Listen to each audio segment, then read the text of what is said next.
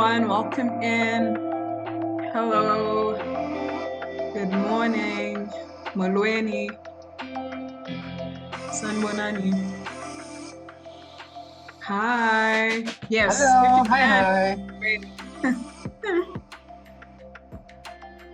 Welcome, welcome, welcome, welcome, welcome. Good morning. Thank you for being on time. Thank you so much for honoring the starting time. Hi. Good morning. Hi, everyone. If you can, let's see you on camera. I'm seeing a lot of familiar faces. Good to see you again. I hope you've been well since the last time I saw you all. Winter is starting in South Africa slowly this time. See, I'm still not wearing a jersey. I hope the sun is shining wherever you are. Morning.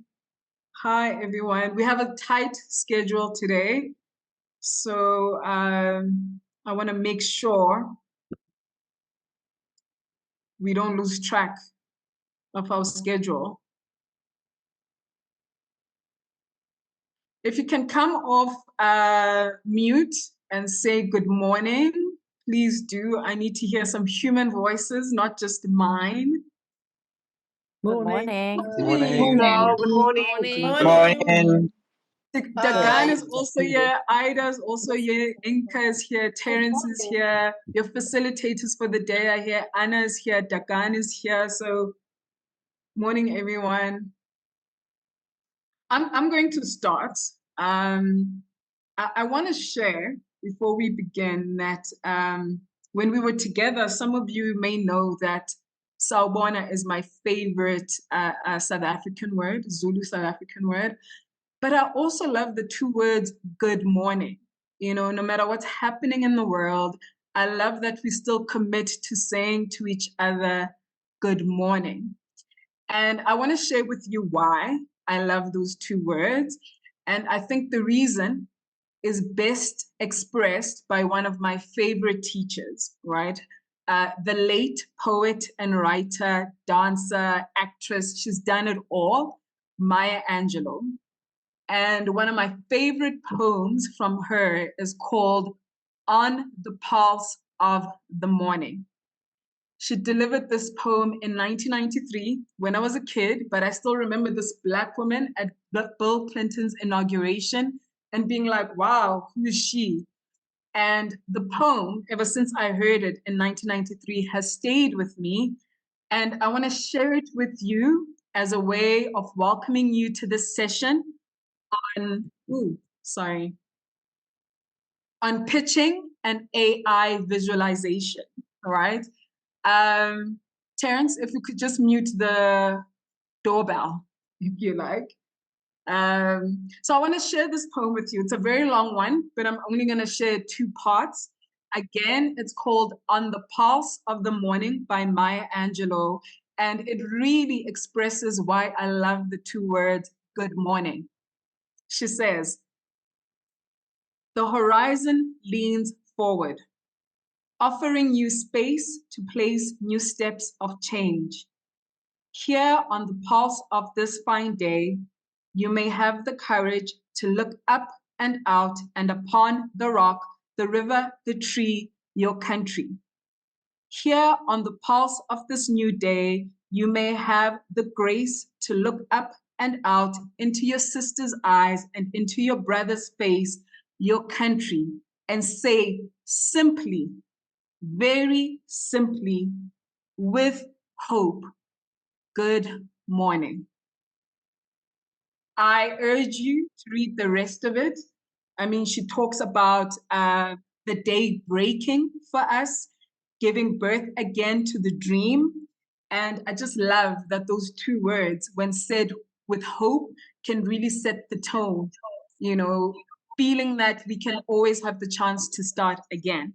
We're going to do a bit of an exercise. We have a minute to do this, but can you please all come on camera? Ooh, the doorbell is still going.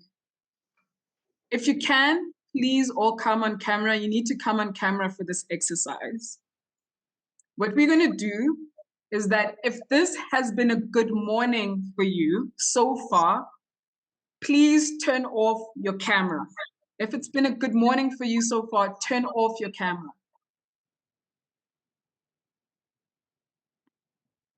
If it hasn't been a good morning for you, stay on. If you're still trying to find your bearings, things are a bit hectic, stay on camera.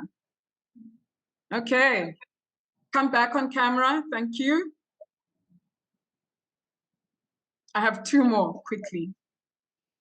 If the weather is good where you are, if the weather is just as you like it, turn off your camera.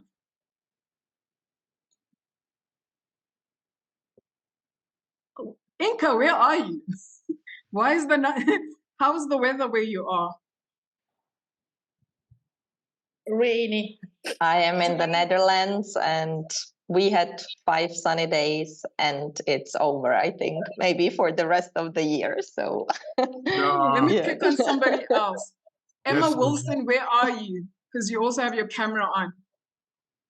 Yeah, I'm in Stockport, just outside Manchester in the UK, and I think we had our summer for a few days. The same, it's finished, so not great right now. Oh, I feel bad for you. I wish you were here in South Africa. It's meant to be winter, but it's warm this morning. Let's do one last one. If you're excited for this morning's session, if you're keen and alert and ready to go, switch off your cameras.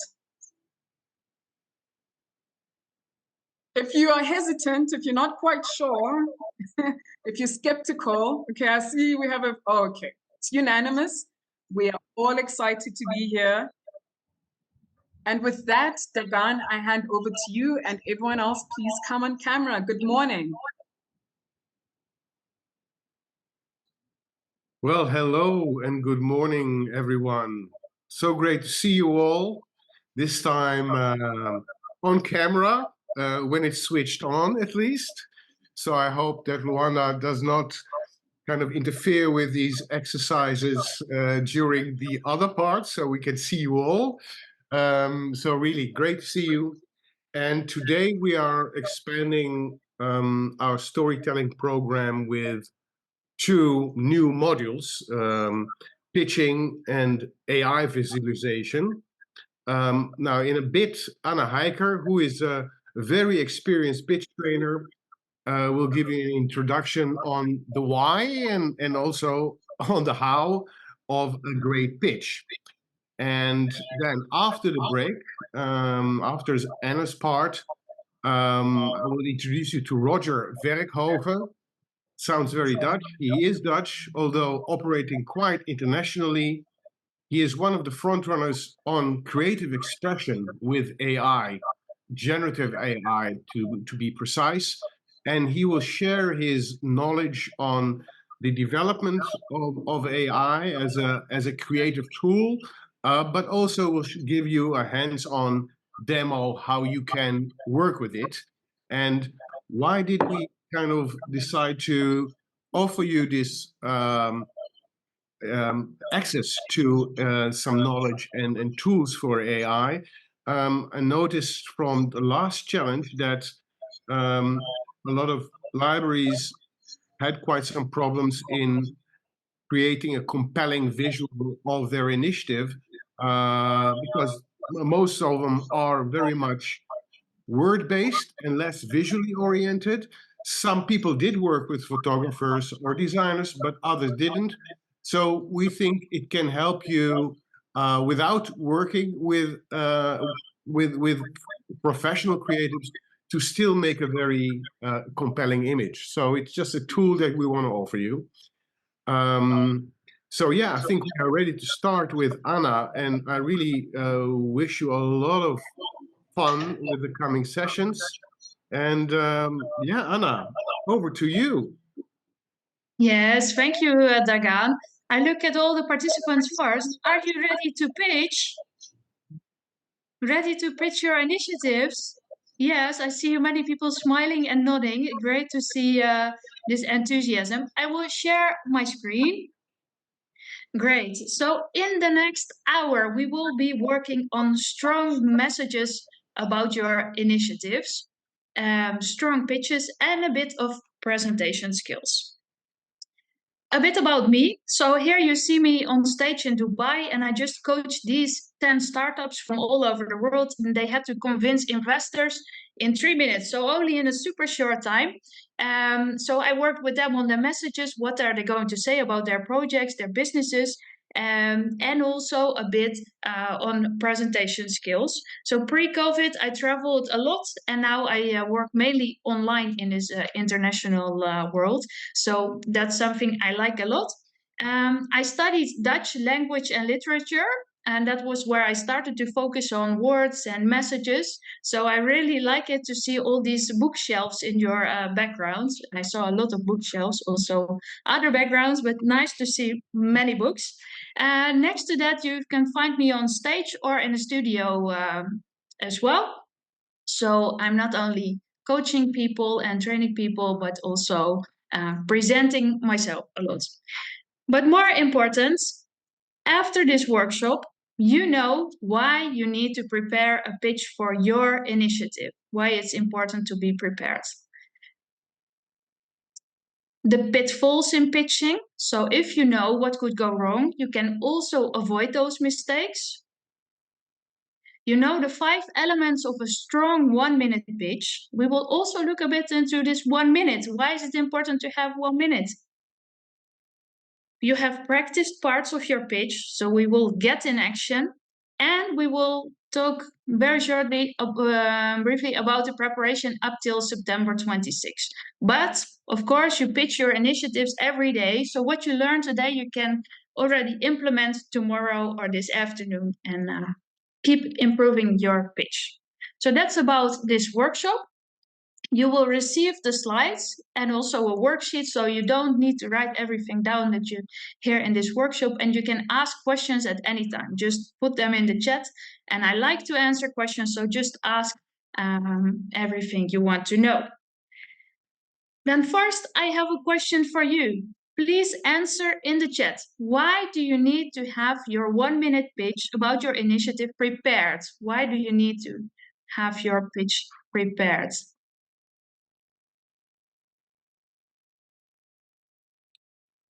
I look forward to seeing your answers in the chat.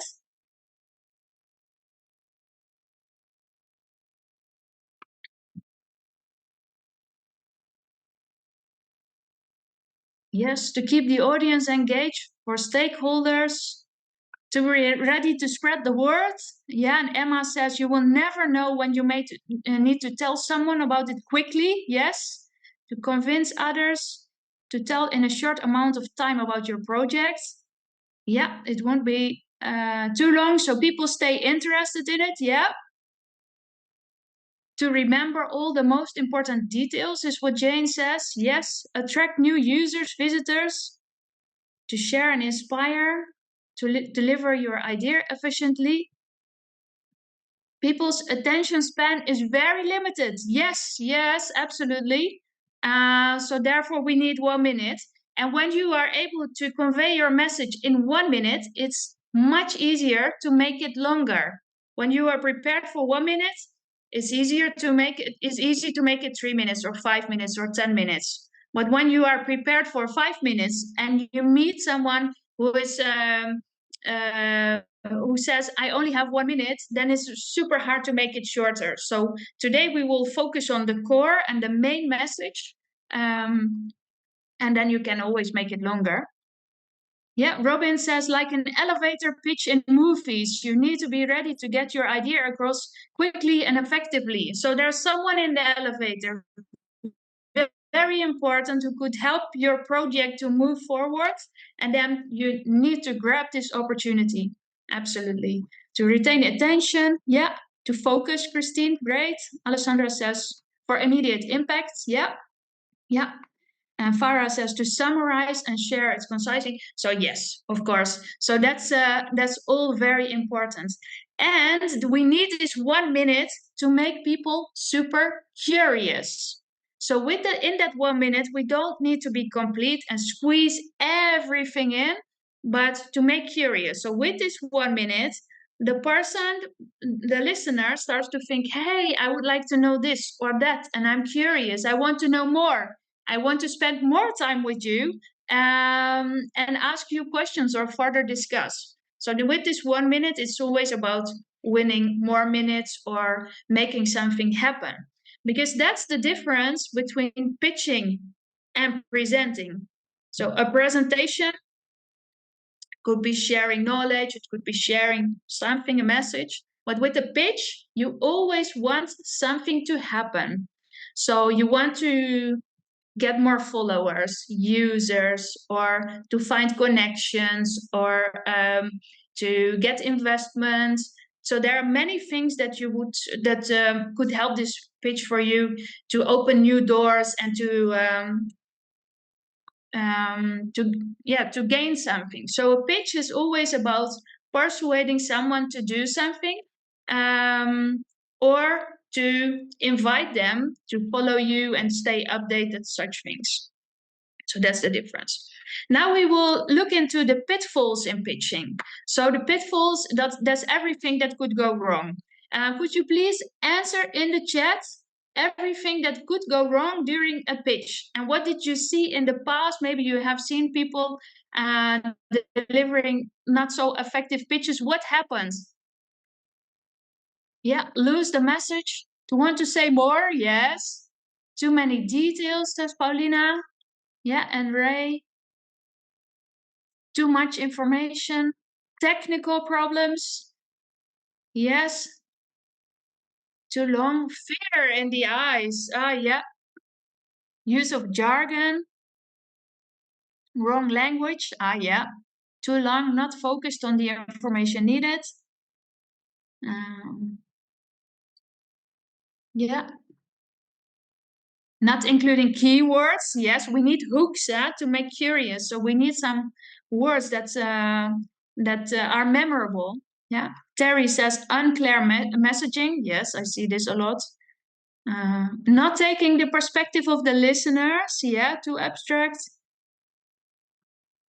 Yes, so this is all stuff that we need to avoid, because your pitches about your projects need to be strong and concise, and we should keep these things in mind and not do them. Yeah, assuming prior knowledge a lot. Yeah. Great, so I made a top 3 of pitfalls. The first one is way too long. We already saw it in the chat. You also mentioned it, way too long. So maybe you've been to networking drinks and people started talking about themselves and they kept going and you were thinking, oh, when will this stop? So often pitches are way too long. And therefore we go for 1 minute. So when you meet someone tomorrow and he or she asks about your project, you can give a short answer. But also in Amsterdam in September during the summit, you have 1 minute, make people curious and invite them for a longer conversation. So the second one, no call to action. The call to action is an element at the end of the pitch. And at the end of the pitch, you need to propose kind of a next step.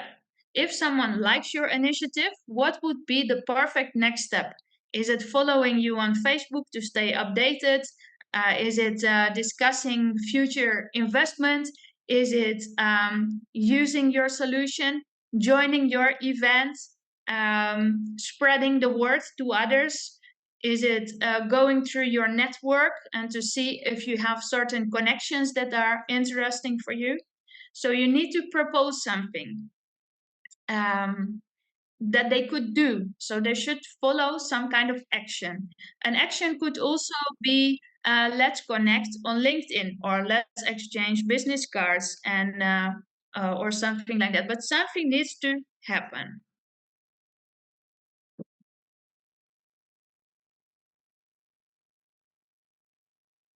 So that's the second one. And then the third, boring. Yes, boring. Have you ever seen boring presentations or boring pitches? Who has ever seen a boring presentation or pitch? Yes, many of you. So we need to do something to grab the attention, to be a bit creative, leave a memorable impression, and yeah, make it fun and interesting. That's next to making curious, bringing something that really sticks. So even when people don't want to join now or work with you now, in a few months, they may think, okay, now I'm ready for it. Let's go back and talk, or it's so your project, so they start helping to spread the word. So the top three: too long, no call to action, and boring. So we should avoid all of that. And a strong pitch. So now we move to the strong pitches. A strong pitch is concise. So it's the main message. It makes curious and only the key information, the hooks. It enthusiasms the listener. So they want to spend more time with you and hear more and ask questions. Because when the listener asks you questions, then they let you know, I want to know more about this part of your project. So you can provide tailored information to them. It shows the uniqueness of your project. And it's really the key messages that, that make it interesting. Is memorable, presented with confidence. And that's also a reason why we prepare these pitches. If you have prepared your message and tested it a few times with other people and got feedback, you will present it with way more confidence. And it always creates opportunities because you have the call to action at the end. It always creates opportunities and opens new doors because you propose a next step to your listener. So that's with every pitch. When you pitch an idea to colleagues, when you pitch this initiative to listeners, with every idea or every pitch, make sure that there's a call to action so you really create opportunities and something will happen afterwards. I look at the chat if there's a question. No, it's still an answer to that question. A strong 1 minute pitch has 5 elements. And actually, every pitch starts with a. You need to grab the attention from the first second. So people really think, I want to hear this. That's with every pitch. If you pitch your project or initiative to a journalist, you need a strong opening. If you pitch on a stage, you're invited to come on stage. You need a strong opening. If you pitch during a networking event or during the marketplace in the summit, you always need to grab the attention from the start. And we will dive into these elements later so you know exactly how to grab the attention and how to get to this opening. Then we need the what. What do you do? What is your initiative? Why? Why is it important? Why do you do this? Your goals. When you share your goal, other people can help you to achieve that goal. And the call to action. I already talked about that. The order, this part, the what, why, and goals, you can mix it a bit or change the order. But it's important to think about these elements. And the opening is always, of course, the start, and the call to action at the end. We will dive into these elements. The first, the opening, grab the attention. What do you think this speaker did?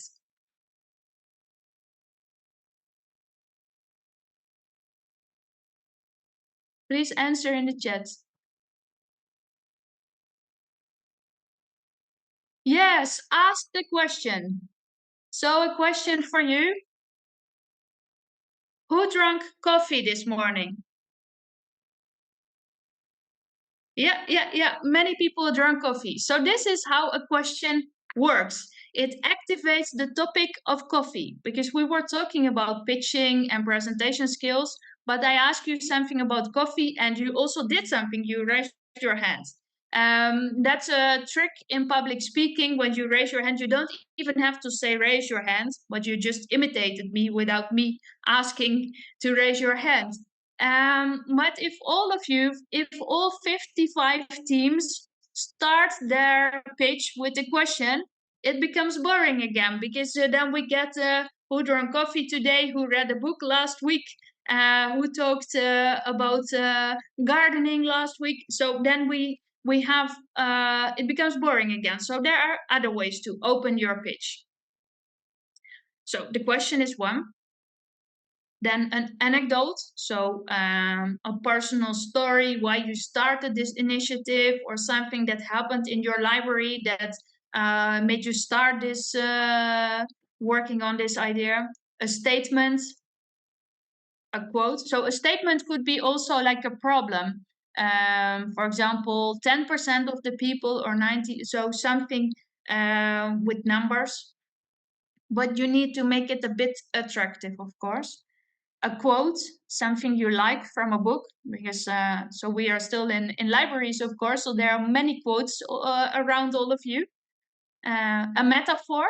A metaphor is a nice and creative way to open your pitch, but sometimes it's hard to come up with a good metaphor.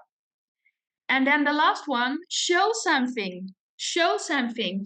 If you have something tangible, show it. For example, so with the background it doesn't work. I'm showing a book now, but when you meet people in real, or you don't have this virtual background, I wanted to show you the book I've written, but yeah. Put it in front, really in front of you, and then people could, like in front of your body, maybe. No, I don't know. No, yes, this. No, now we can see it. Yes, perfect. Yeah, look. So then people will remember you as, oh, the lady that has shown her book, or something. It could be something from your culture or about your project, but it makes it memorable. Then about starting your pitch with your name. So probably we all have these meetings during which we need to introduce ourselves, right? And usually it's, I'm Anna and I'm la la la la la. I'm Anna and I'm la la la la. So everyone says their name, and then says their job title or something. And then at the end, after 10 people, you don't remember any names or any job titles, and you kind of fall asleep. So it's the same with pitching. We need to do something else. First, grab the attention. First, say something like, let me show you this book. I'm Anna Heijker, and I'm the author of this book. So then you change the order. First you show something, or first you have the quote, first you have the personal story. I'm Anna and I'm initiator of this project. So that makes it more interesting, and people remember your name better. Okay, now it's time to get in action. So the task is prepare 2 different openings for your pitch. And we have 5 minutes. We will stay in this room. And all of you take a piece of paper and prepare 2 openings. And when you work together, for example, Ilse Karglina, she is with her colleague. And I saw also Manuela is with a colleague. And Jal, I hope I pronounce all the names right, but when you are together, also prepare 2. So as a team or person, you need 2 openings. So Ilse and your colleague, you work together and you write down 2 openings. And for others, you work alone. And the 5 minutes start now. Okay, time to wrap it up. Because then we will go to the next step and we will test our openings. So soon you will work in breakout rooms. We will work in pairs. and there's 5 minutes per person. So we will be in those breakout rooms in for 10 minutes. We have person A and person B. And person A will first pitch and do opening 1, la la la, opening 2, la la la. Person B will listen to both openings and then give back the first opening made me most curious, or the second opening made me most curious. And after that, he or she will give a bit of feedback. You can make it even stronger by emphasizing on these words or changing the order of the words. So you help the other one to make it even stronger. After that, after these first 5 minutes, we will switch roles, and person B will do opening 1 and opening 2, and person A will give the feedback. So this one made me most curious, and you can make it even stronger by doing it. So the team will open the breakout rooms, and then after 10 minutes, you will come back automatically to this main session. And I will sometimes hop in and out breakout rooms just to listen a bit and to help you. Okay, so we can open the breakout rooms. So how was it to do this exercise? So Paula and Eva and Bogdan? It was very nice. It was okay. Yeah, and what made it nice? So Paula delivered her 2 pitching ideas. One of them was a question, and the second one was a quote. And we discussed about those pitching ideas. Yeah. Nice. I liked the question more. Yeah. Great. So everyone is coming back to this main session. Still some people on their way back. Yeah. Nice to see all of you back in this main session.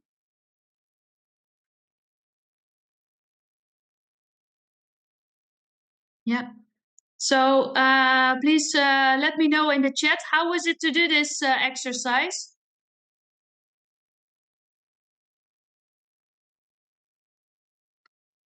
Just a short reaction.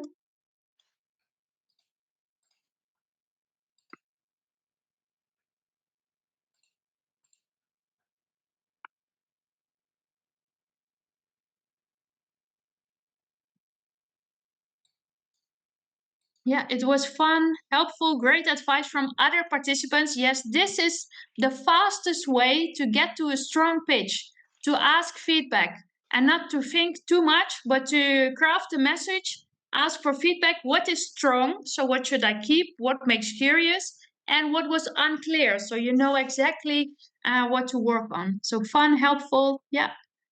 Good to get the perspective from colleagues. Yeah. Okay, very nice. Who says my conversation partner had such a great opening? Everyone should hear it.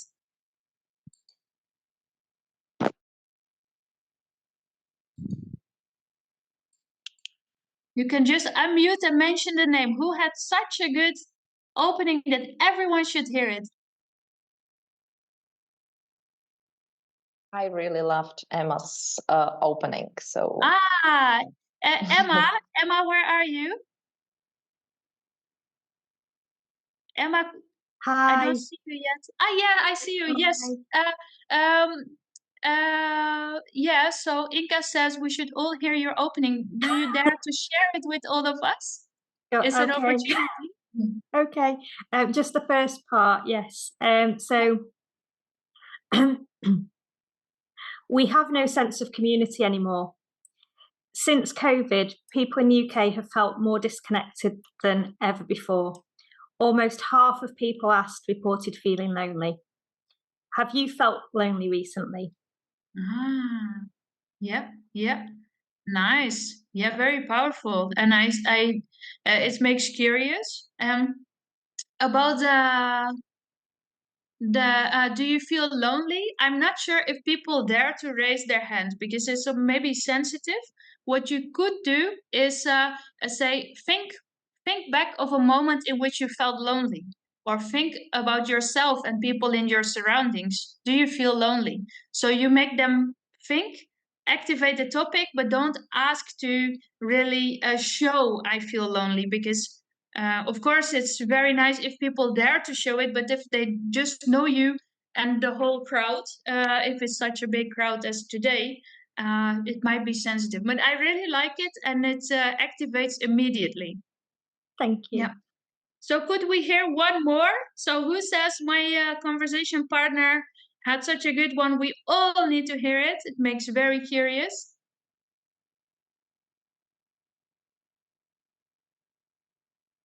I think that Lesia Masterclass have a very good. They are working in a good future.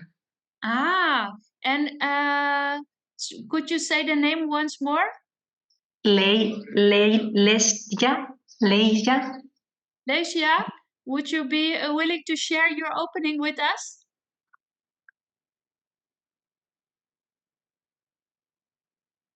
Yeah, sure. Just a moment. We will try. Yeah, because we have to. Oh, just a moment. So our opening is.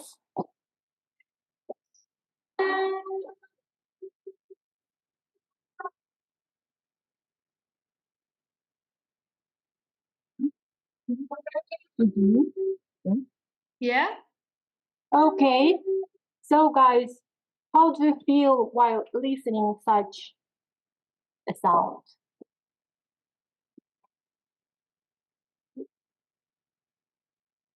Oh, that is our opening. We want people to share their feelings with us and their thoughts while they are listening to this sound. I don't think I caught that. Maybe others also didn't hear it because your sound was a bit my God, fuzzy. So maybe can you repeat that quote or the opening? And so it's Lesia Masterclass, right? The two of you. Because okay. I will spotlight you. Could you say it once more and very good in a microphone? Okay. It was the sound of a siren. We can. Okay, we will do it again.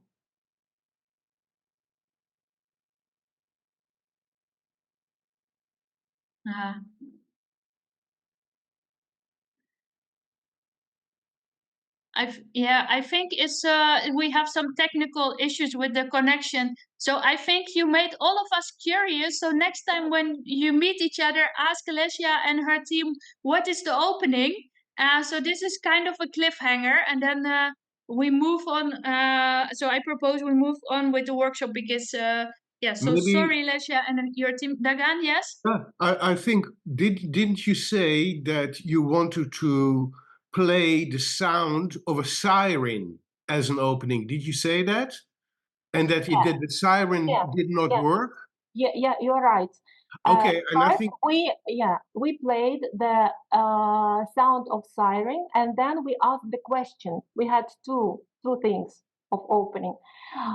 The question, and we showed something.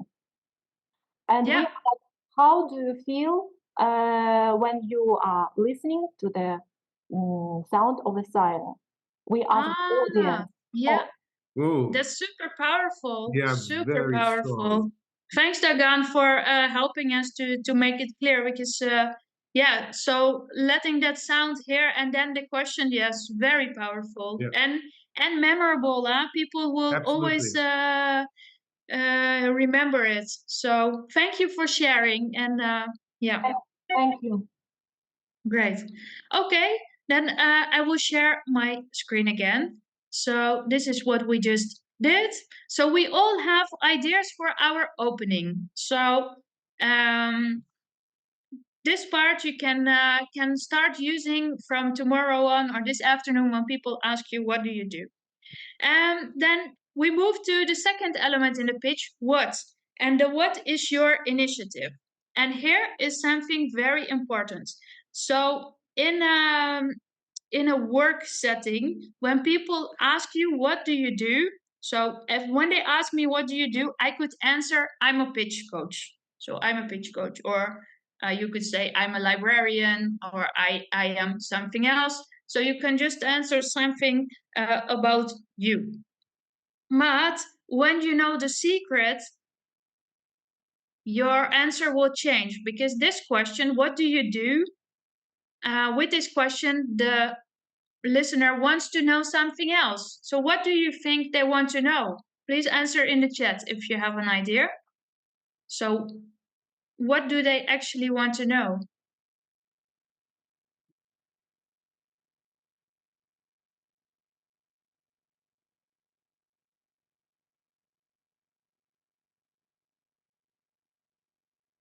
Yeah, waiting for your answers. Yeah. What do you do for me? Yes, what do you do for me? So they when they ask, hey, what do you do? They want to know, what do you do for me? And then my answer also changes, because instead of saying, I'm a pitch coach, now I say, I can help you to prepare for your next pitch and to feel confident on stage, or to feel confident during the next conversation. Or I can help you to craft a strong message about your initiative and leave a memorable impression. So when you know the secret, your message changes. Instead of talking about me, I'm a pitch coach, this is only about how I spend my work time, I change the message focused on you. So how will your initiative help others? And sometimes you include the word you. I can help you to craft a strong message, but I could also change you in I help professionals to craft strong messages when they want to pitch. I help professionals when they want to present with impact. So yeah. So include the word you or the people that benefit from your initiative. And the whole pitch should be focused on how you help others and your listeners. So keep that perspective in mind. After you have told what your project is, sometimes it helps to tell it in a structured way and to include words like, our initiative exists out of two parts. First, we do this and then that. Or out of two parts, we have a space, and in the space, we do that. Or we created an app. The first step, I'm here. Step 1, download the app. Step 2, includes the books you want to read. And step 3, so you can use structuring words like 1, 2, 3, or those things, or first and second, and that helps to really understand what you do. Focus on what your listener wants to hear about your project. And then the third element, to include why. Why did you start this initiative? Why is it important? And how does it stand out from other initiatives like this? So what makes it unique, and why this project? Why did you start it in your community? After that, it could help to share your goals. So when you share your goals, it has two reasons. First, to show that you have plans, that you are ambitious, and people like to hear about ambitious plans or about what you would like to do. And second, sometimes can listeners help you to achieve your goals? For example, if you want to have a lot of media exposure for your initiative, you could share, we would like to be known in the whole region. And therefore, I seek journalists at this and this and this channel. And then your listeners can help you to achieve that. Or our goal is to meet with this person from the municipality. And then they can help you with those connections. So when you share your goal and what you want to achieve, others can help you to achieve it. For example, my goal was for a long time, so I'm not a native speaker. And I really wanted to travel to the US to help startups with their pitches. This was pre-COVID. And I shared with people, oh, it would be my dream to go there and to work with startups in the US. And then just before the pandemic started, I received a phone call, Anna, we need you here. Could you come over?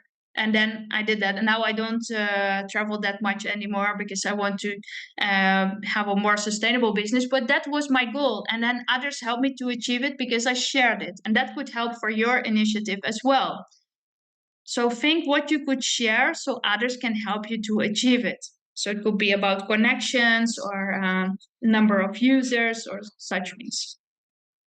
After that, we need a call to action. So now take 2 minutes to think of a call to action. So what would be a good next step in your initiative? So what do you need? Is it followers? Is it people at your event? Is it specific connections? So write down what you are seeking or what you are offering, because maybe you want to share your knowledge with other libraries. Or so what do you ask or what do you offer? And write it down.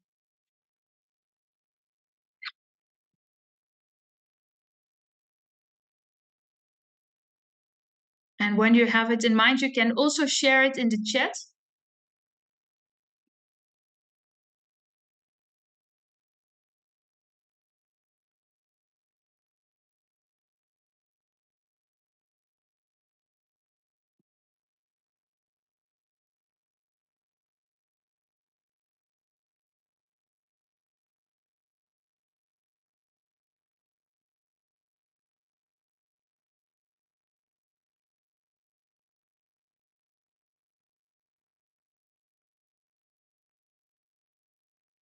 So please share your call to action in the chat.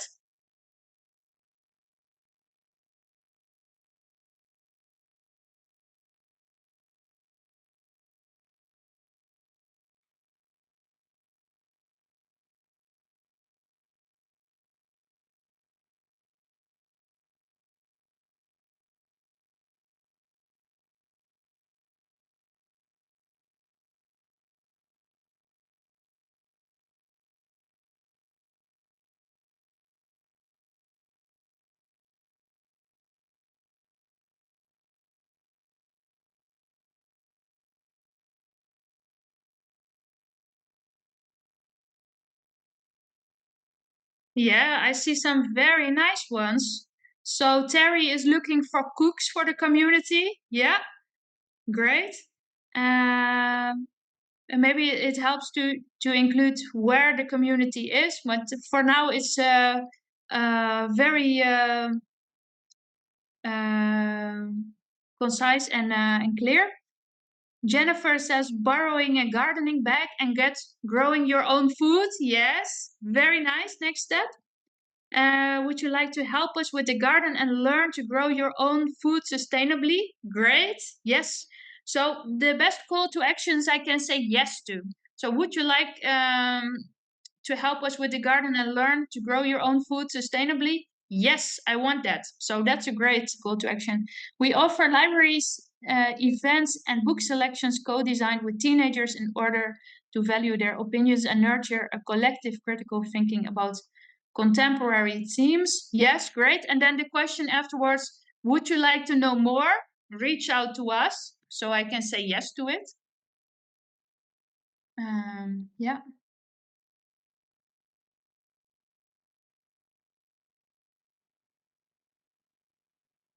Yeah, Jane says we want to connect with those in our community who are struggling with debt to support them by connecting with them and those who can help. Yeah. So do you feel, do you struggle with debt or do you want to help? Reach out to us. Yeah.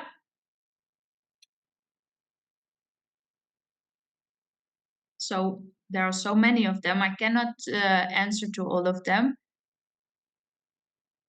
Ilse, would you like to participate in our tactile game events? Yes. Great. So the more concise and tangible it is, and the more concrete, the better. So reach out to us and include details where the event will be or how they can reach out, your contact details, and make it easy for people to take that next step. Okay. That was the last element. So after this workshop, you will receive the slides and also a worksheet with the elements. So you don't need to put them in this specific order. You can play a bit with 2, 3, and 4. Of course, the opening is the opening, and the call to action you close it with. It's a powerful closing. What I recommend is to work with the worksheet and fill it out quickly. It doesn't need to be perfect. It's only about the core message. And afterwards, you start to think about visuals and how to support it. And when you create slides, don't use a lot of words, but try to keep it as clean as possible and supporting your message, because in the end, people will listen to your pitch and you need to convince them to work with you, or you need to make them curious and not the slide with lots of details or something. So think about that. But this afternoon, you will do more on the visual side during the AI workshop. So that's great. And for today, about the pitching, this is the, I'm about to close the workshop, but what's next? So today is the workshop. After this, prepare your 1-minute pitch. So work with the worksheet, think of the visuals, things you want to show. And then we will meet at the end of August for online pitch sessions in smaller groups. And during this small group session, you all get 1 minute to do your pitch. And I will provide feedback in such a way that everyone benefits from it. And we will all look at each other's pitches in those small groups. After that, you have time to implement the feedback from this online session. And we will meet in Amsterdam if you get to Amsterdam, and we will do some coaching on the public speaking part. So gestures and audience engagement and last dots on the I, so to say. And then you are ready to pitch your initiative during the summit. So in case you have any questions, here are my contact details, and I look forward to see your pitches in August. And I wish you best of luck in creating opportunities for your initiatives in the next week. So I hope you will pitch a lot and sharpen your message with every pitch. So every time you pitch is an opportunity to let people know your message, but also to sharpen your pitch and your message and to get feedback. So I hand the floor to Dagan or Inka. And thank you, Anna, very much. Thanks. As you can see in the chat, people are appreciating your workshop. So thanks. Also, thanks everyone for participating. And now, please, you have 14 minutes break. Be back at 12:25. And we will meet with another facilitator, Rodger, who will help us with some AI tools. So now, 14 minutes break.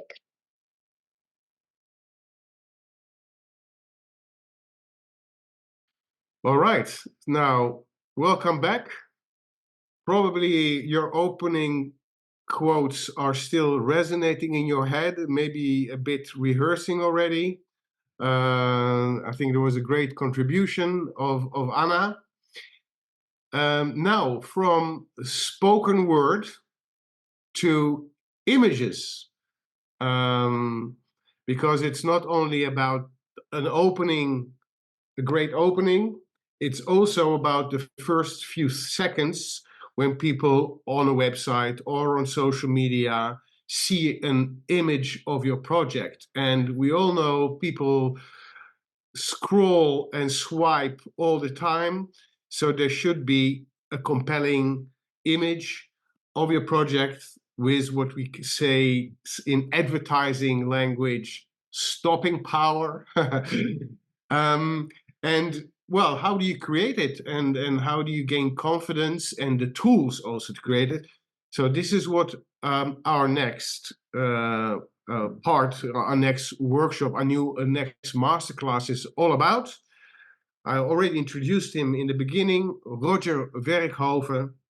He is an art director, he's a creative director, and he is one of the front runners on creative expression through generative AI. So without further ado, I will give the stage to Rodger, and I guess he will also share his presentation. I will mute. Go ahead, Rodger. Yes, hello. I will introduce myself a little bit further in the presentation I prepared for you. I'll start right away because time is scarce. Let me see. I'll go to the screen sharing. There it is. I'll go open the presentation and make it play. So, yeah, good day, everyone joining the Europe Challenge 2024.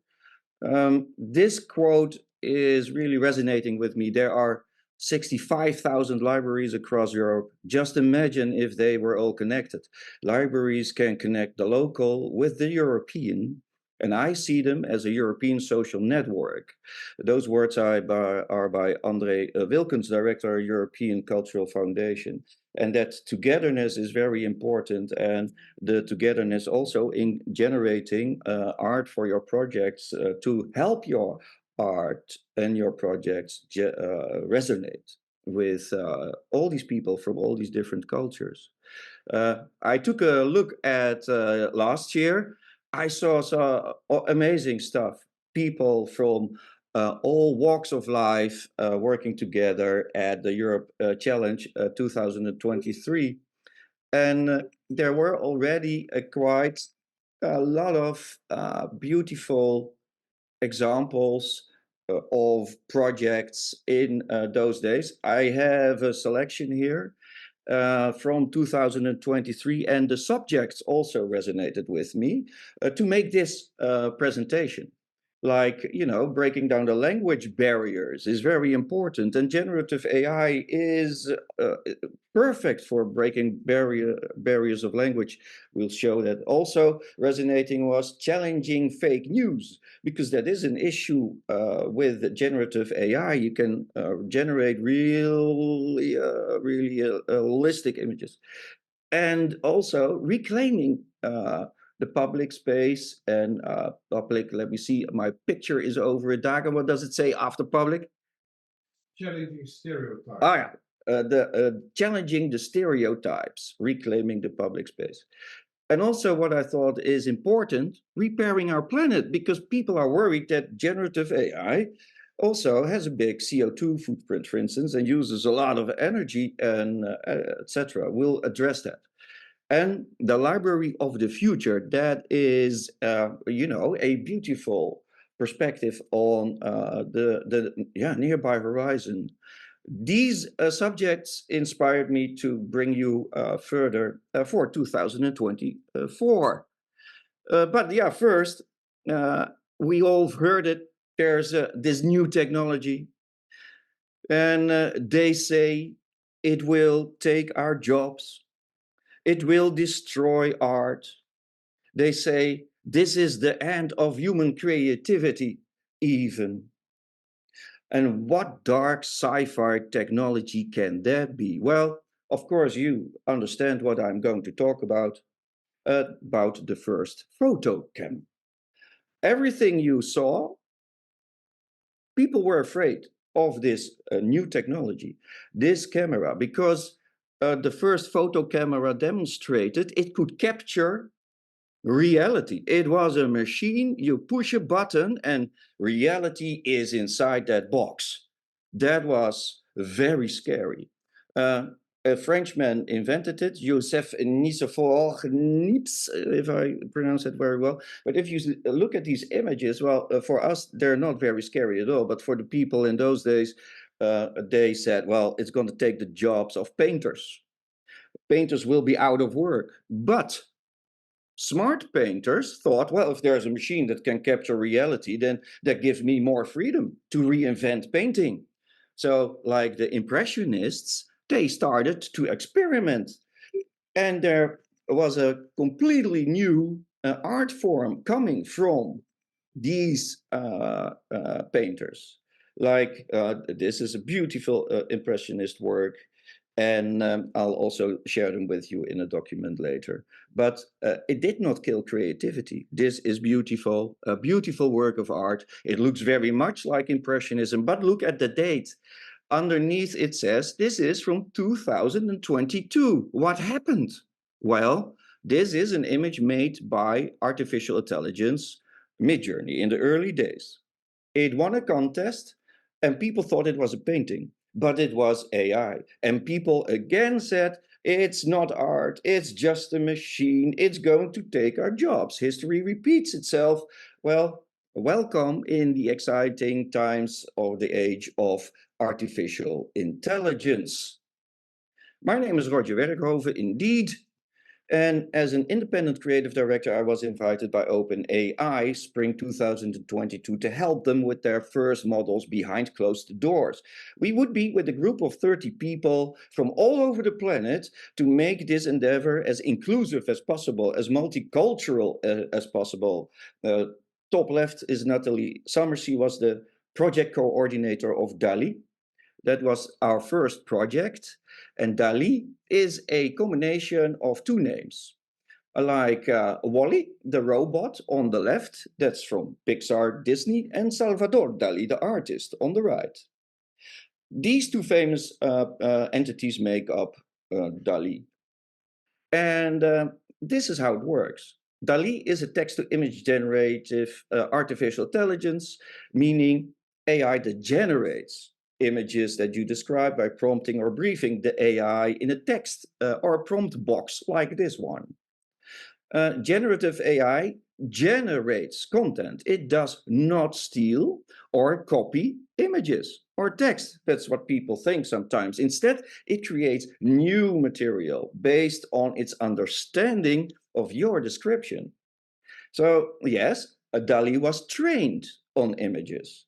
And similar to how we learn, developed an understanding of, let's say, what a Van Gogh painting should look like. These are Van Gogh images found on the internet for free. It is trained on this. You already see that Van Gogh also copied artists. It's a human thing to copy and learn. There are originals and there are Van Gogh copies. So there's a lot of discussion about that. But if, as an artist, you don't want to be in a model like DALI from OpenAI, you can opt out. There's on the website a form, and you too, you can fill in your name and say that certain images should not be in the model, should not be used. You can opt out. Let's give it a try. First, let's engineer a prompt to generate a painting in the style of Vincent van Gogh. So we're engineering a prompt, a painting of a flower shop selling sunflowers in the style of Vincent van Gogh. That doesn't really look like a lot of engineering, does it? It's just a sentence. Where's the engineering? Well, it is not that complicated. It is writing a sentence. Because if I then push generate, what does it give me? This is DALI 3. It generates us a flower shop with sunflowers in the style of Vincent van Gogh. And artificial intelligence, because it's has an understanding of it, you can also ask it, yeah, but now in the style of a young child's scratchy, rough drawing, coloring crayons on white paper. Okay, let's see what an AI makes of that. And then the same image becomes all of a sudden a child's drawing because it understands what crayons are and what children's drawings look like. So it does not copy, it generates from nothing. What did OpenAI ask from me, a guy from the Netherlands? Well, bring your culture to DALI. Inspired by Rembrandt van Rijn, I made these works of art for Pride, Amsterdam, 2023. In the art canon of the Netherlands, we don't see same gender love. The painters in those days were not allowed to paint that. But of course, it was as real as it is today because it's very human. So with an artificial intelligence, I created same gender love in the style of the painters of what they then called the golden century. That is what AI, generative AI does. It does not copy, it generates completely new men, women in love with each other in the style of the old painters. And OpenAI, they also ask us, help us free DALL-E of bias. We are biased as human beings, so the AI is also biased because it's trained on what humanity is like. So if you would ask for a CEO, just a CEO, prompt a CEO in an office, you would get white men in blue suits because those were more in the model. It was trained on many more images of white men in blue suits. So it made those up if you would ask for a CEO. But how did we free DALL-E of bias? Because it's something you don't want. Well, this is what you want. If you ask for a CEO, it's also ladies, and it's also people of color. All sorts of people are CEO. But how did we get that? Because people, they only prompt for a CEO often. We named it the solution latent prompting. What is latent prompting? Latent prompting is prompted to make the output, in our case, more diverse. Well, latent prompting is extra prompting. Most AI developers don't show you. It's secretly prompted by algorithms to make the output nicer, or in our case, more diverse. So there is extra prompting always. Your prompt is just a bit of the whole prompting, meaning that prompt engineering is overrated. You just write a text and it will add text to make your prompt more perfect, meaning be as complete as you can using these tools when briefing on AI. Because if you don't make it up, it will make it up for you. For instance, if we see this image, it says, let's describe it. Golden hour illuminates blooming cherry blossom trees around the pond. And here it says, well, this is a woman underneath a cherry blossom tree setting up a picnic on a yellow checkered blanket. Here it says, in the pond, a group of people are enjoying the serenity of the sunset in a rowboat. And here it says, in the distance, there's a building, Japanese inspired. All these descriptions make up that image. So if we have, this is basically the whole story is the prompt. Golden hour illuminates blooming cherry blossoms, etc. Well, what do these parts do?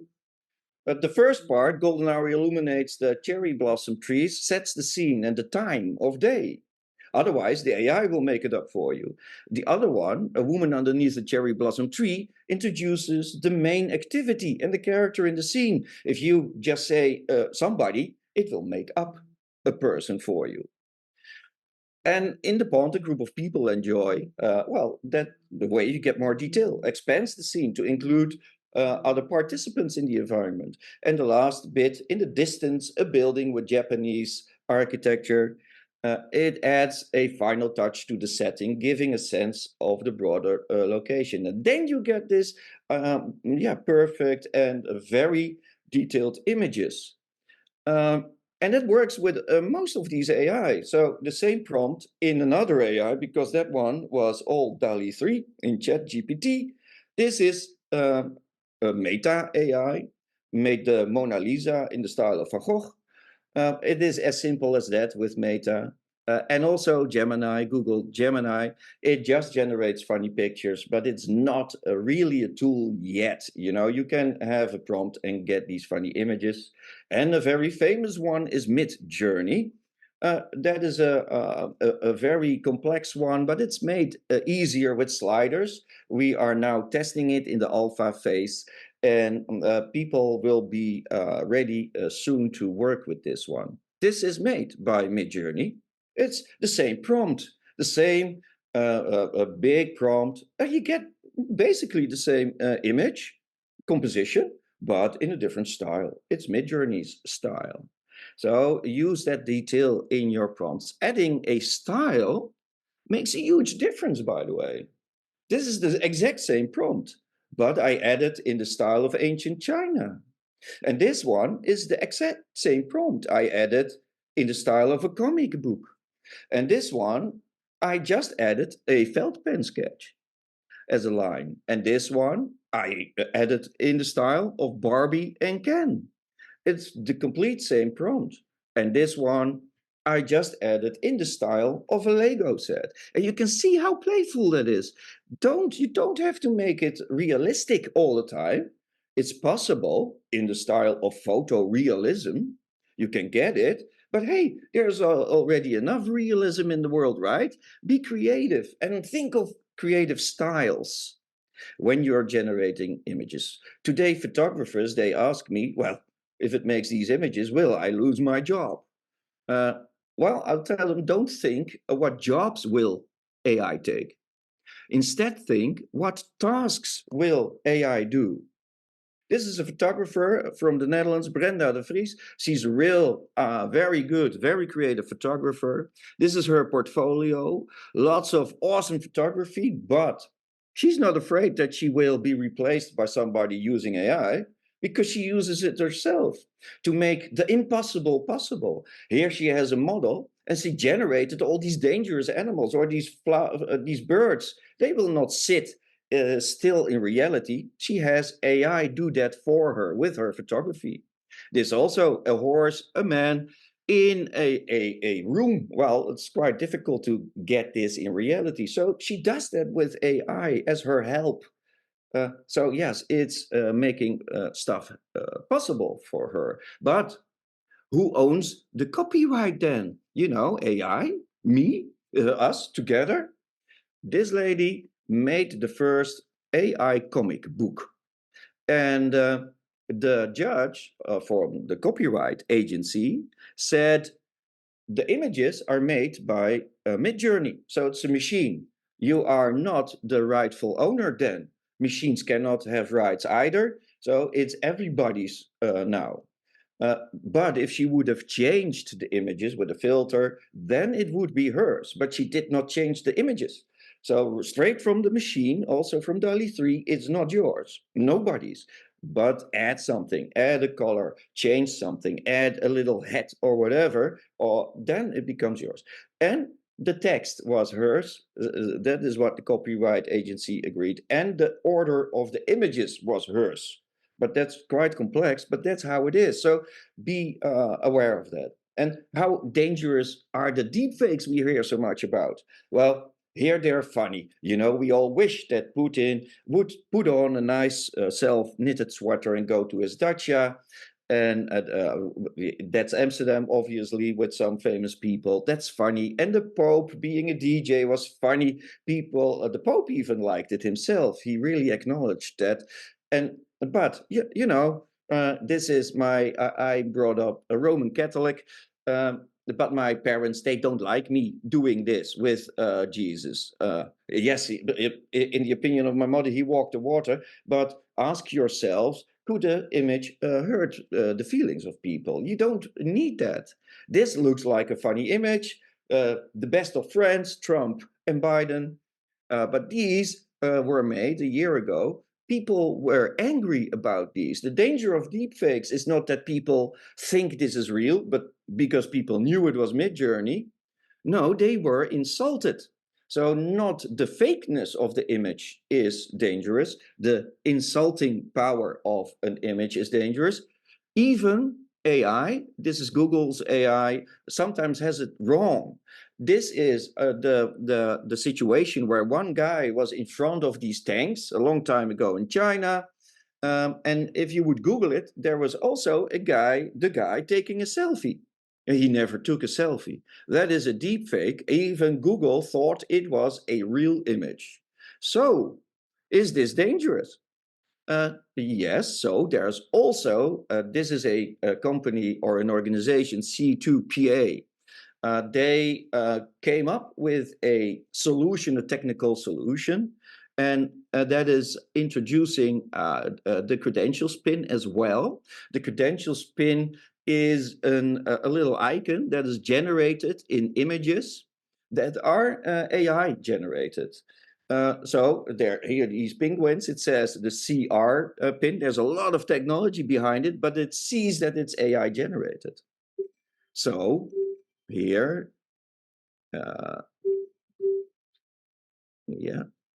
if you push that little pin, it gives you the content credentials, and it says it is AI generated, who did it, with what tool.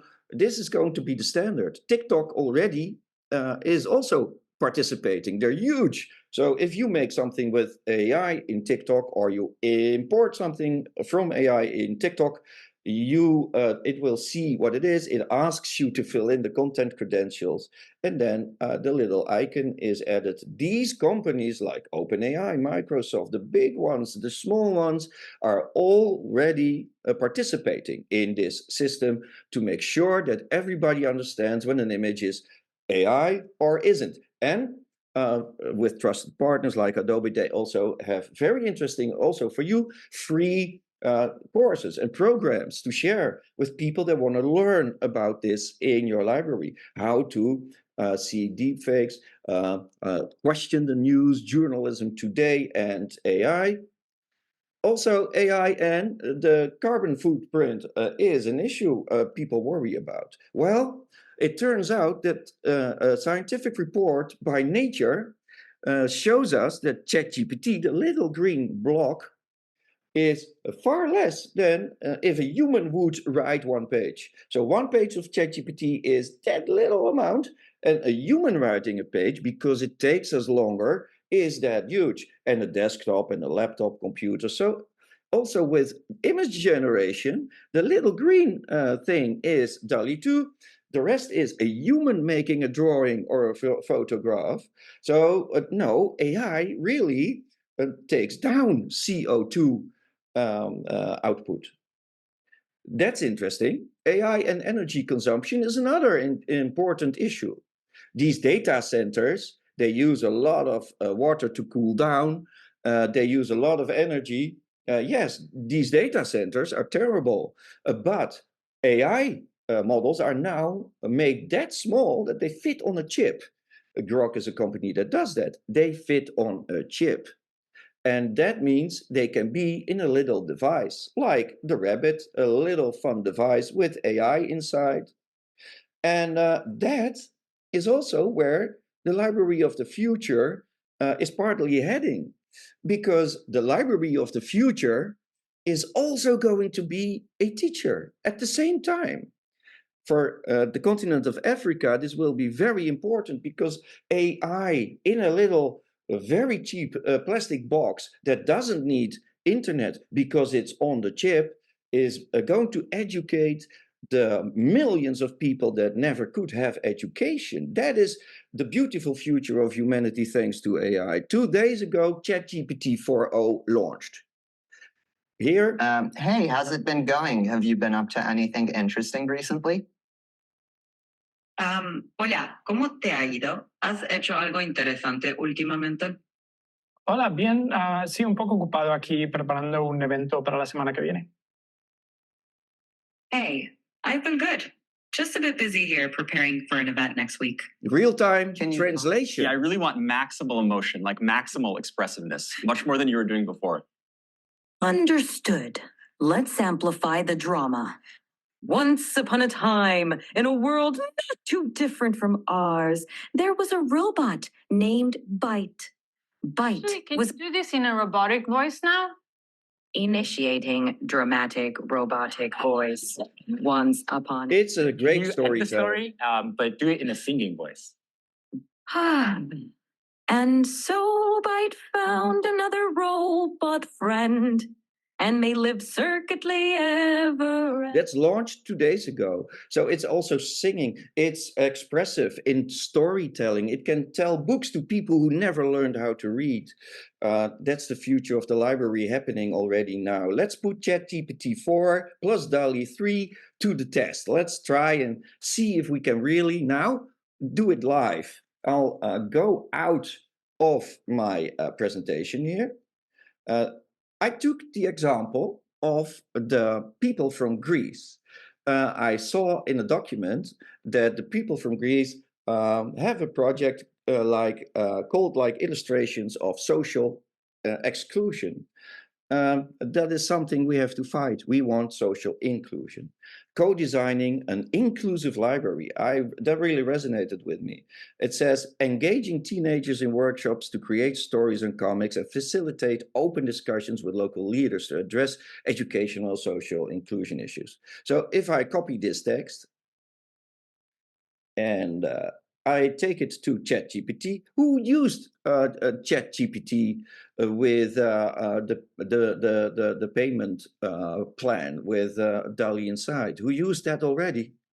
How many people? Can we, in the chat, collect that and see that later? So if you already use ChatGPT with DALL-E 3 included, say yes. And if you use a ChatGPT without DALL-E, just say ChatGPT. So ChatGPT DALL-E 3 or ChatGPT. What I will do now, I'll go to, this is what it looks like. Here's here you can see the models. It's the 4.0, the new one, the GPT-4. I won't use the 4.0 now because it's very busy. Everybody is trying it. So it takes longer to generate anything. So I go to GPT-4 and I'll put here the text I copied from the Greek people, illustrations of social exclusion. Then I'm saying, for instance, make a social media plan for this. Well, this is what ChatGPT does. You know, it will create a social media plan, objective settings, primary goal, secondary goal, target audience, primary audience, teenagers and young adults. Yeah, it got that all right.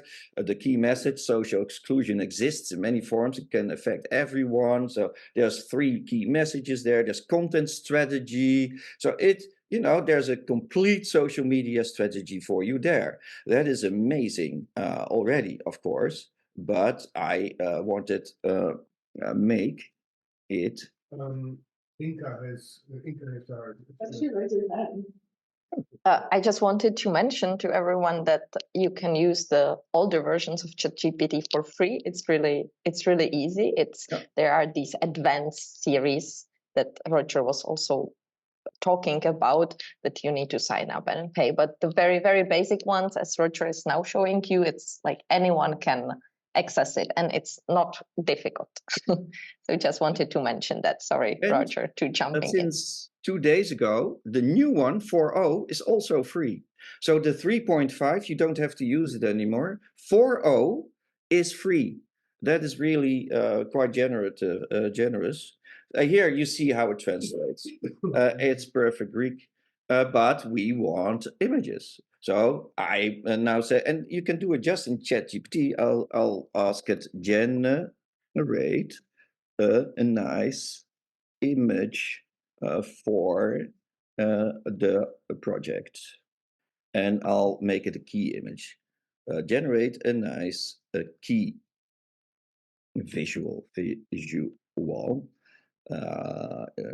for the project, and in a style. So in the style of a diorama, which is a little setting, a little set. Then it starts generating, and the images is all real time. It's what it does now, from its understanding of what a diorama is, from its understanding of your project, it will generate something completely new out of nothing. Well, here's a nice setting. What does it show us? It says, here's the key visual image to the project. Yeah, that's true. Let us enhance. That's nice. I see lots of people and there's a lot of inclusivity. They're making the comics here that the Greek project wants to do with these young people. You can alter it. So if you don't like things in an image, there's 2 ways of altering it. You could, of course, say, put more plants in that image. And when I just ask it to put more plants in the image, it will generate a new image. So it seems that you asked from it to just add a couple of plants, but basically it's not going to do just that. We will see when it's finished that we get a new image. So it's a changed image. It's still a diorama, but it's a new one with also of the sudden there's a big window. You can also change it by selecting a certain area like this. And let's say I want a map of the world there. Now it says work in the selection. In the selection, add a huge map of the world. And this in-painting, as we called it at OpenAI, is quite unique. There's not many of these generative AIs that have in-painting, like Llama, which is open source. That means developers can tweak it, doesn't have it.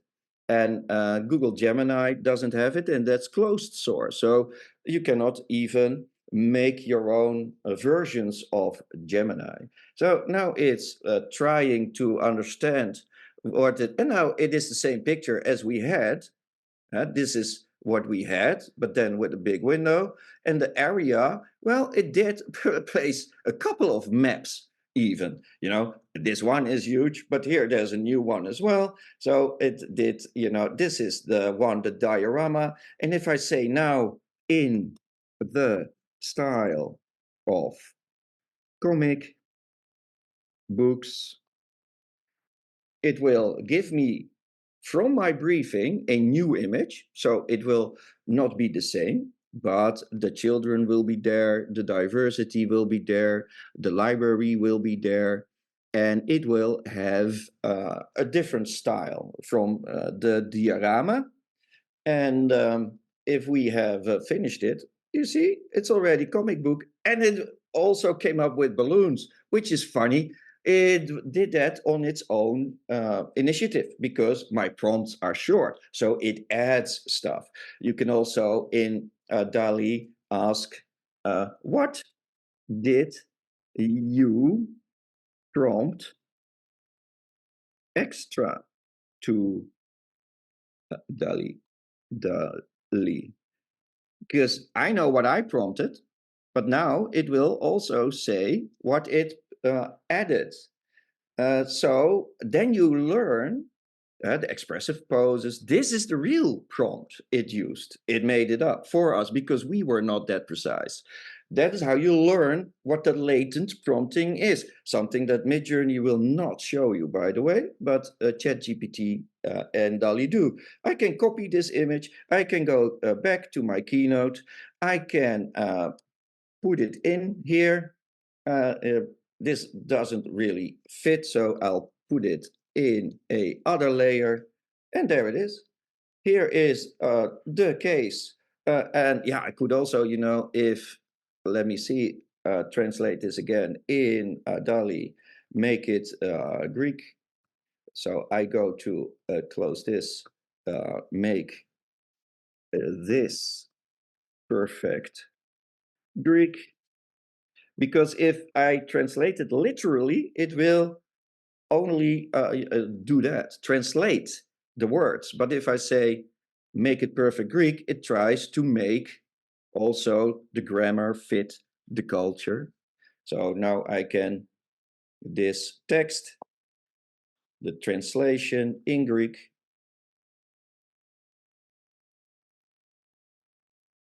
And then copy. This is how you copy with these little icons. You can also say it's bad, or you can say, I want a new version in another AI model. And then I put it in, appeltje V. And of course, this is Apple. So then you have to tweak that to, let me see, text and make it smaller because it's like as big as the heading was. And then it is in the image, and you can then modify it, you know, make this bigger if you like, etc. And but this is just making it perfect. And Rodger, just there is a question in the chat. How we will do that. We will because this was the last thing almost. Do try this at home, but I share with you all these important points. Make time for brainstorming, beware of bias, choose the right Gen AI for you. More detailed prompts is more control, understand licensing and copyrights. It's all in this document that I will share with you. My dream personally is to have this. You have Wi-Fi for everybody for free in all the libraries. My dream is to have access to Gen AI for everyone in all libraries, not just for you to make your presentations awesome, but for everybody that does not have the access at home to these technologies to access it through your organization. Thank you very much. Thank you. Thank you, Rodger. Yeah, if we can, maybe we could go to the chat because there are a couple of questions. Any questions? We have time for that, about, I think, 15 minutes. Is that right, Inka? Yes, exactly. Yeah. So I see indeed a lot of questions. I see also people that indeed work with it, have it already, ChatGPT. You just saw also how cool it is working with the images. And some people already use it, and that makes me very happy because it is the most inclusive tool. We made it very aware of biases and inclusivity. You cannot insult people with these tools. You cannot make dangerous or nasty content with these tools. So I'm happy that people are using the ones by OpenAI. There's a lot of websites with ChatGPT, but a lot are not so clear. Which one is for free and easy to use? I have a lot of these websites collected for you in a handout. You will be able to go through all these websites that include them, but the danger is that these websites are they are probably on American servers. If you are a European organization and you work with American servers, then you could clash with European law, the AI Act. So don't just try any AI model. Be aware of where it works. ChatGPT, for instance, also works on European servers. If you have the enterprise version with the library, then you are safe. There is also addressing that. Let me see where. Oh yeah, all these websites. That is true. There are so many websites like Perplexity. You can use it also, but you can also use other models, which is nice to try them out. I also included that in the handout.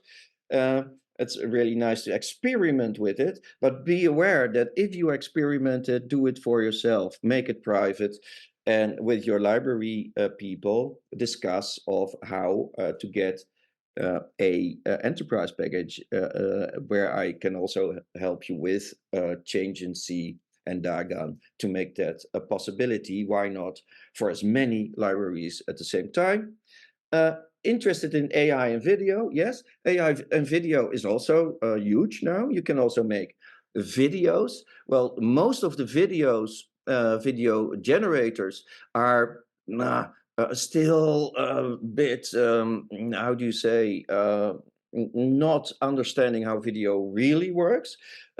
OpenAI has Sora, which generates very realistic video, but it's not out yet because it's very expensive to run, and also because it could be dangerous if people now, before the elections of the United States, make fake videos with with Biden doing strange things you don't want to see. So Sora will be released after the elections, but also the technology I showed you, showing you the credentials, showing you it's AI generated, will help you decide if it's real or not. We are working with Firefly to generate the images. Yes, I like Firefly a lot by Adobe. It's a good choice. Again, Adobe is also working European. So yeah, great, awesome. But yeah, would perhaps be even greater to have one choice of model for all.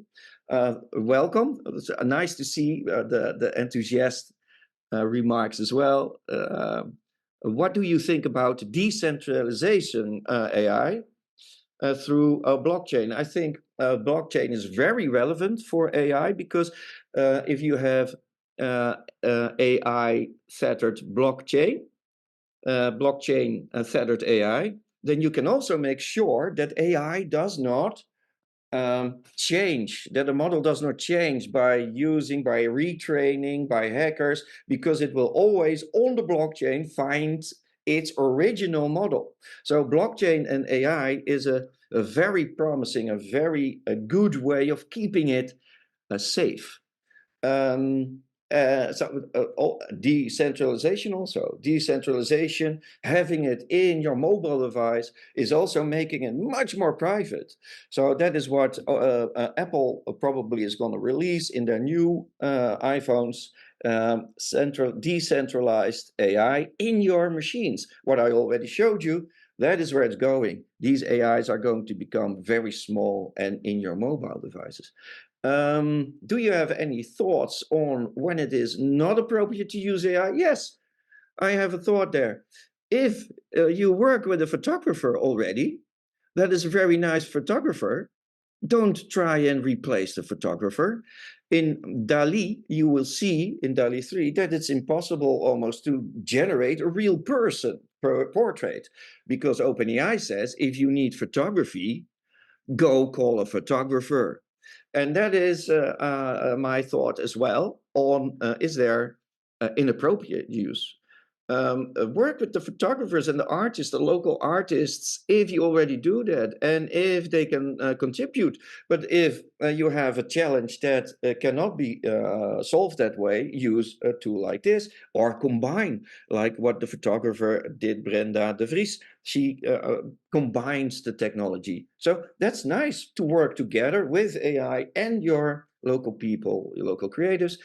Let me see, how do you implement DALL-E in here? Well, DALL-E is already implemented in ChatGPT, so if you're using it on... Paid version. Yeah, it's in the paid version. DALL-E 3 is in the paid version, but if... Expensive. Was it? $20 a month. Yeah. But you can also, with OpenAI, work with the API. And that means that the technology then can be on your website. You can embed the technology in the website of your library. So you don't have to go to ChatGPT outside of your website. You'll stay on the library's website. That works with the APIs. I can bring you in contact with the people organizing that for you. Let me see, Firefly is in the Creative Cloud Pack. That is very true, and I love it. I work with Photoshop, with generative AI myself a lot, but you need to be more experienced. It is not as easy as just typing, asking. And mind you, you can use DALL-E talking. If you have your mobile, you can just talk to ChatGPT and ask it to generate images, alter images, just talking to it. And it talks back. It will ask you, what do you think of this image? That is, even if people can't read or write, it's no technology in your way, just a dialogue and creating this art. And that is making it so accessible. That is, for Photoshop, Adobe Creative Suite, you need to know about how image processing works a little bit. Let me see, are there more? Firefly, we addressed that, sorry if it is, although that doesn't matter. How do the implementation, I had that one. Yeah, the websites. So yeah, if there are, should not be using projects we're playing. Indeed, we addressed that. If there are things you want to ask, you can always ask them, not just now. You can find me through Dagan and Changency. Dagan will be happy to send me all the questions, and I'll give you the handout. It will make also a lot clearer. Misschien is het goed om nog één keer te benadrukken dat je best wel met veel simpeler weg kunt beginnen. Elke keer als je resultaten weer aanpassen, in plaats van de perfecte punten. Yeah, that is very true. Dagan says, you don't have to start with a complex prompt. You can just start with a simple one, and that is very true. I have it here for you. Let me see, is this you are sharing? Yes. Then it is what I have here for you. Thank you. Yes, I'm so attentive in the handout. Here are tips and tricks, the brainstorms, but also iterate on your prompts. How does DALL-E 3 work? Was it that I have it here? Here it says, for instance, iterate, where there's more detailed prompt is more control, understand, test and iterate. So, just try a simple prompt, like the lady is in the park. And then add and change. The ladies are in the park, or the multiculti ladies are in the park. And it will, it shows you what it means when you add these words. But yeah, you can already start with a very simple prompt indeed. It's really accessible. Thanks. Welcome. There is one more question from Marta in the chat. So actually, libraries should no longer use catalogs because everything can do AI instead of, well, that's not completely true. The photo camera did not replace painting. Movies, people were afraid that it would replace theater. No, people like to go to a building, sit in a chair and see people acting on a stage. So the CD did not replace vinyl. We still have vinyl. We still have sheet music. So you can still read the notes and play the piano yourself. Everything will still exist because people like to also dive into a catalog and search and look. It's also nice to do, or go through books and smell the smells of the books and see who printed it. But all these new ways are added. So you can use the new way if you prefer it or need it, or need to collaborate on a network like we are doing now. But also all these will not replace the old ones. But yeah, it is possible. But you will see, and libraries, because they are inclusive, they should offer all possibilities. If people are just not, they don't like to be in front of a screen all the time, but they want to share books and talk about books and point out illustrations to each other. The library should also facilitate that. Human interaction. We are Homo sapiens, still the ones that we were ages ago. We didn't change that much, So don't replace old technology with new technology. Yeah. Where is it? There it is. Yeah, there are no more comments now in the chat, but if anyone has another question, please send it now, or we will finish a bit earlier. But also, Dagan, if you have additional comments, please go on. Yes. Because we are about to round this off.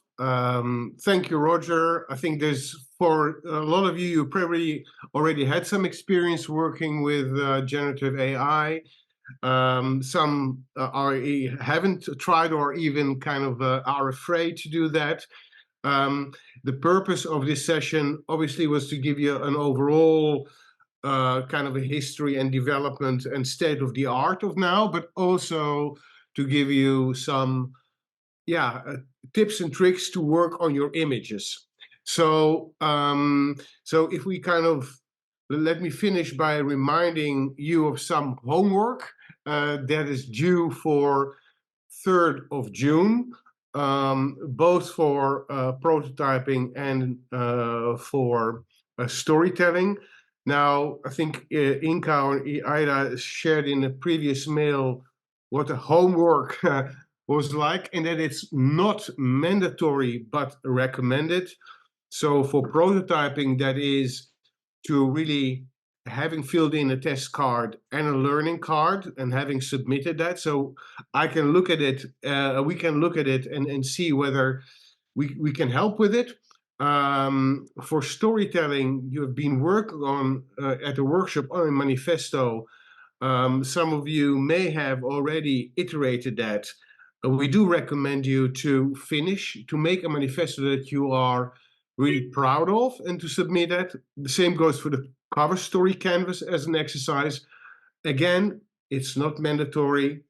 It is something that we recommend you to do. What is, however, mandatory in terms of images is, as we are working towards a publication of the whole Europe Challenge and your project, both in a book but also in other on a website, it is essential that you will deliver at least one key image, and we will let you know what kind of format, the size that should be. And you can use AI for that.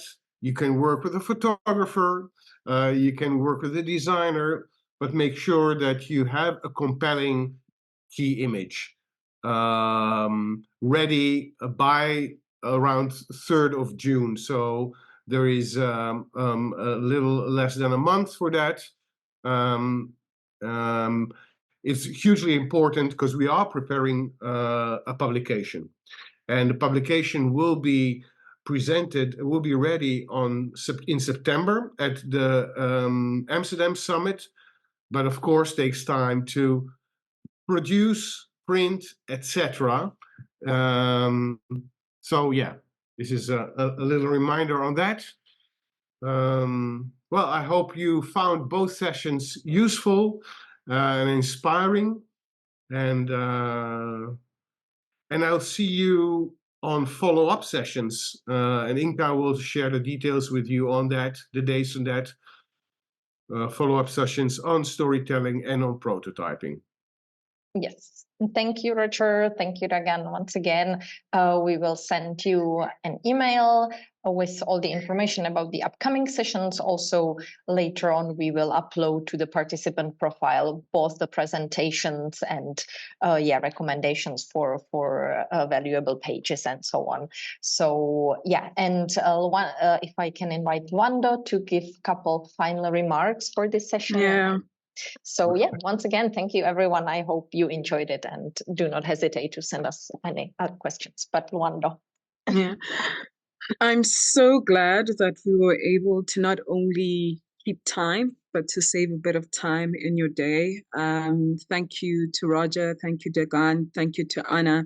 You know, what I loved about the session is intertwining human intelligence with artificial intelligence, how human intelligence advances artificial intelligence. The beginning part of our session today really showcased your human intelligence in the pitching session.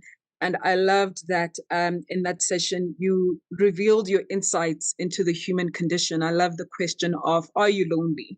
The other question was, how do you feel when you hear a siren? And I think that we hope that what you've learned with the pitching and the artificial intelligence is how it can elevate your work and also be fun, that it can bring some delight into your work. AI is part of our unfolding reality. And I think that interacting with it, with your sense of values. In the previous sessions, we spoke a lot about the values that we want to bring to the Europe Challenge. The more we live those values, the more they shape AI. And as Rodger said, a lot about AI depends on the questions, the quality of the questions that you're asking. And from the sessions that we've had previously, I've been very impressed even today with some of the very nuanced human questions that you're asking. I think as Krista Tippett says, as we develop our language, you develop a linguistic seed, which is important for how we develop artificial intelligence, and that AI is simply an amplification of your intelligence. And sorry. And yeah, I mean, I guess what I want to say is that, you know, I want to emphasize your own core values, which you've shared with me. And I hope that what you've learned today will enhance your work. It will amplify your work. I hope it's been a useful session. And before we close out, I want to know if there was anything particularly of importance today that you kind of wrote down for yourself. Was there something new that you learned? Is there something that you were reminded of? We'll take 2 or 3 people before we go. Did anything surprise you? Does anyone have a quick reflection, or you want to read something that you wrote down as a reminder of yourself to show that you being here today was important, you gained something from it? So any takers? This is also voluntary. I see a lot of mouths moving. I don't know if anyone wants to say something to the rest of us. Yes, please go ahead.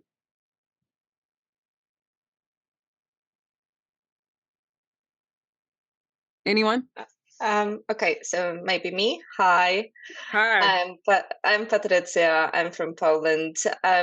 So definitely, I was just, you know, on the WhatsApp with my community representative talking about the training. And we're definitely decided, like, agreed. That's okay. We agreed that we are definitely inspired about the AI, because, you know, I was like postponing it all the time. Yeah, I mean, I used it a couple of times, but, you know, later, no time. And this is really motivating and inspiring. And I feel really, really convinced to spend more time on using AI tools. So really, thanks for this.